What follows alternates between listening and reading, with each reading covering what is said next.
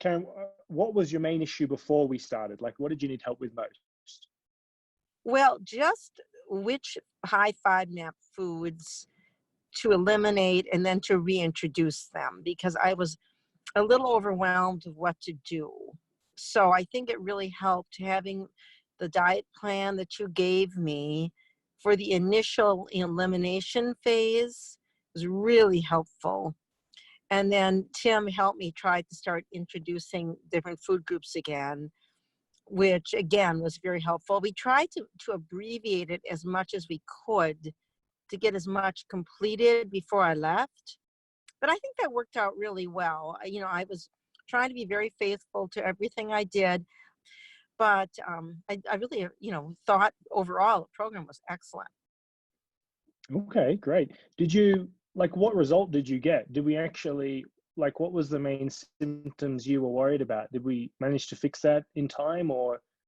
Right. Well, basically bloating, gas, some constipation. When I went on the elimination phase, it actually totally eliminated all of the issues. I was great.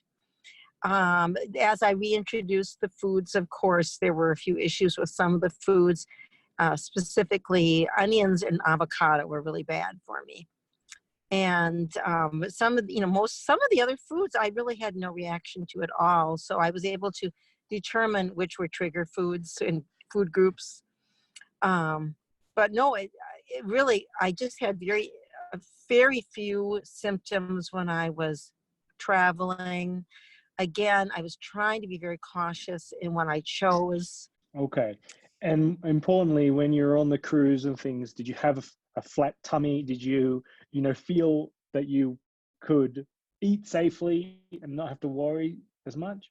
I felt more confident knowing which foods I needed to avoid.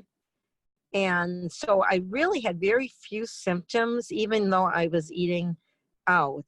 The nice thing was every morning we went out to, I'm not sure if you've been on a cruise, but they had a buffet type restaurant. And so I was able to go through and pick things out, and pick out foods that didn't have problems for me, that weren't trigger foods. And then in the evening, we went to a sit-down restaurant where you were served. But there again, I go through the menu, I try to choose the entrees that didn't have the trigger foods in them. And that seemed to help as well. What do you think, like, what did you like about this approach versus doing it on your own? Well, I really felt as though with the limited time that I had available, I really needed some additional help. And I really liked the fact that you and Tim, I could ask you a question. You got back to me right away. And I had a ton of questions, especially when Tim was helping me about certain foods and certain reactions and certain things I should or should not be eating. So I think, and he helped me quite a bit. I did have the app from the FODMAP app on my phone, but still he did help me just to give me more instruction on how to use the app properly. I don't think I was using the app to the fullest extent I needed to, and he really helped me with that as well. So I was able to really hone in on which foods I needed to avoid, and it really did work. Okay, great. So it saves you a lot of time, doesn't it?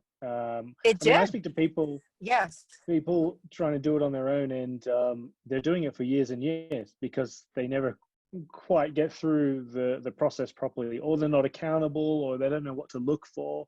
They get confused, and at the end of the day, it's like, look, you're going to pay some way. Either you pay for the help, or you're going to pay with the time and turmoil and difficulty that you have. No, I was glad I had the help. I really was glad I had the help because I was so serious about getting this under control in a limited period of time. And it was just very helpful having someone there to ask questions of and get some one-on-one help. It was very nice.